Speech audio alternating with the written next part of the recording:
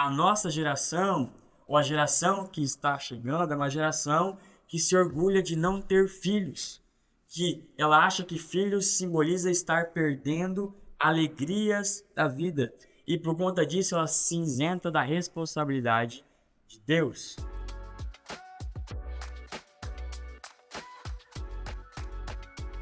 Fala pessoal, tudo bem com vocês? Aqui fala de Anacleto.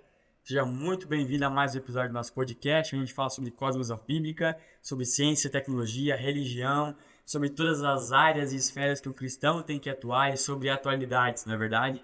A gente fala muito a respeito dos últimos acontecimentos na nossa Terra, no nosso planeta, que tem chocado muitas pessoas. E talvez você também ficou chocado sobre algo que talvez um evento espiritual, um evento de impacto emocional, de um impacto profético, mas eu quero falar com você a respeito das famílias de borracha, na verdade, sobre as famílias reborn.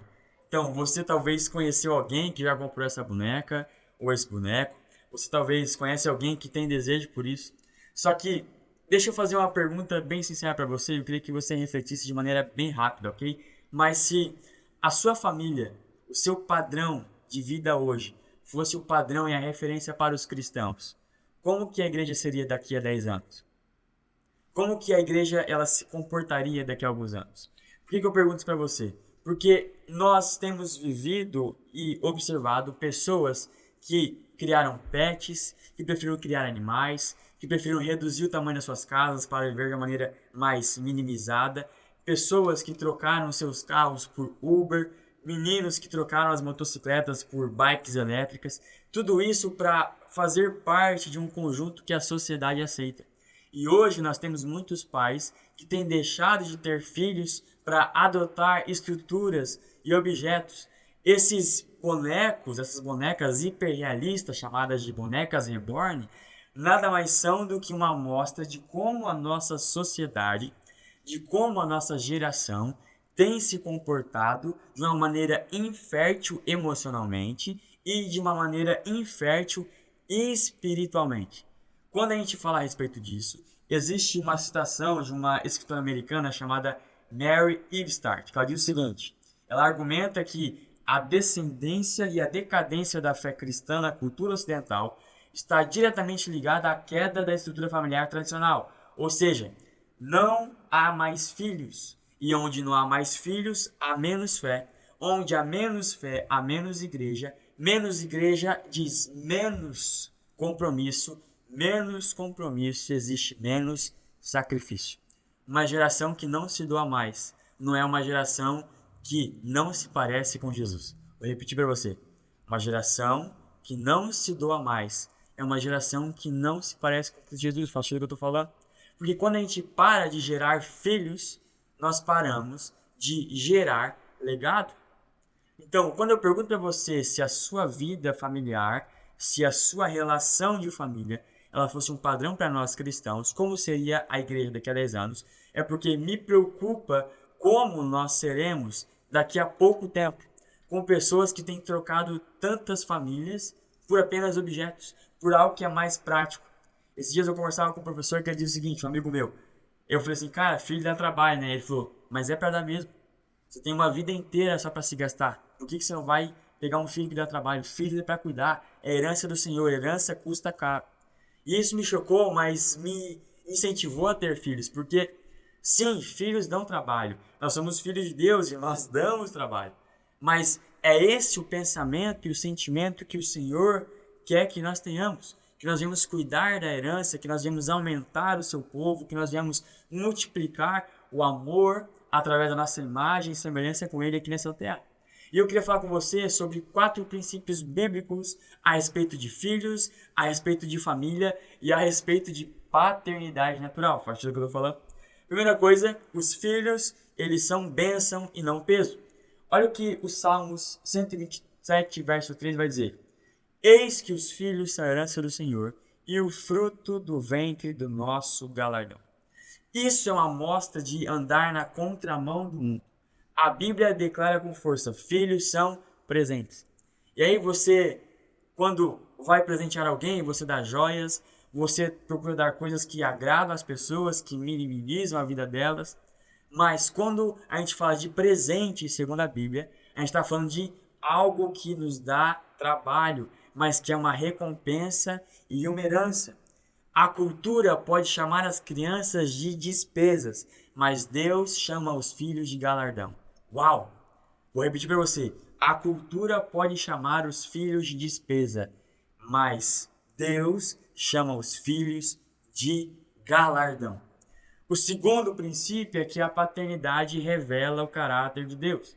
Salmo 103, verso 13, diz o seguinte, que como um pai se compadece de seus filhos, assim o Senhor se compadece dos que o temem. A maior revelação do amor de Deus para a humanidade é a paternidade. Vou repetir para você. A maior revelação de Deus em sua eternidade é a paternidade. E a paternidade não diz respeito apenas a uma função biológica, mas ela é uma função espiritual. É através da relação dos pais e dos filhos que muitas pessoas aprendem o que é provisão, aprendem o que é proteção, aprendem o que é amor, o que é cuidado e disciplina e devoção a Deus. O maior exemplo e a maior pregação que eu vi na minha vida foi a vida do meu pai. Se eu faço o que eu faço é porque eu tive um homem que ele me inspirou e que me constrangeu a ser alguém que buscava a presença de Deus. Se eu estou em pé é porque eu sei, eu vi e eu tenho convicção de que muitas madrugadas um homem estava no pé da minha cama de joelhos. E hoje, sendo marido e futuro pai, eu já oro para que Deus me prepare para que os meus filhos me encontrem de joelhos orando por eles. É na paternidade que eu consigo perceber qual é o amor e o cuidado de Deus para sua criação. O terceiro princípio é um mandamento de frutificação e continua válido. Ou seja, quando eu estou reproduzindo, quando eu estou gerando filhos, eu estou continuando a obra de Deus.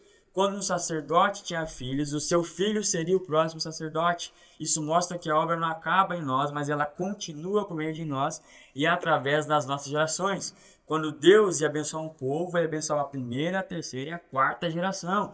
Deus abençoava as gerações porque ele queria que o processo de Deus continuasse ao longo dos seus povos. O Deus de Abraão, de Isaac e de Jacó era um Deus que se revelava na paternidade e na filiação. E hoje eu oro para que o Deus do Joel, que é meu pai, o Deus do Jadiel, que sou eu, e do meu filho ou da minha filha, seja o mesmo. Porque Deus me chamou para frutificar nessa terra. Gênesis 28, sede fecundos e multiplicai-vos. O primeiro mandamento de Deus para nós não é parar de comer de frutos, mas é gerar família, gerar vida. Então, antes de arrancar um fruto, eu tenho que produzir um fruto, que são os filhos. Filhos são frutos. Filhos são a continuação do processo de Deus para a nossa vida. Faz tudo o que eu estou falando.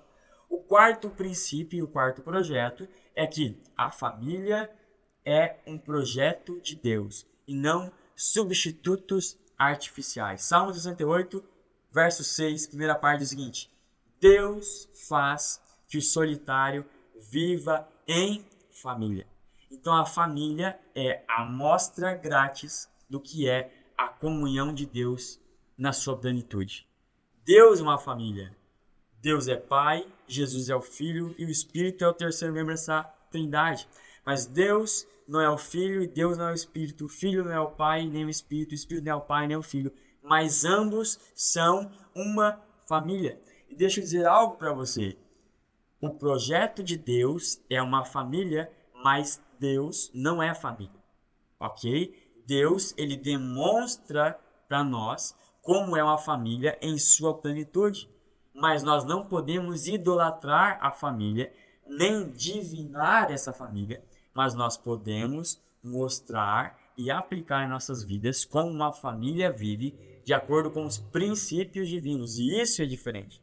O pastor John Piper vai dizer que a paternidade é o chamado de refletir com todas as falhas humanas o cuidado e a liderança do Pai Celestial. Pais reborn nunca vão ter isso. Pais que não geram filhos, que evitam o custo, jamais poderão experimentar o poder da paternidade real. Faz tudo que eu estou falando. Eu e você, nós não fomos criados para sermos estéreis emocionalmente, psicologicamente e nem fisicamente, nem espiritualmente.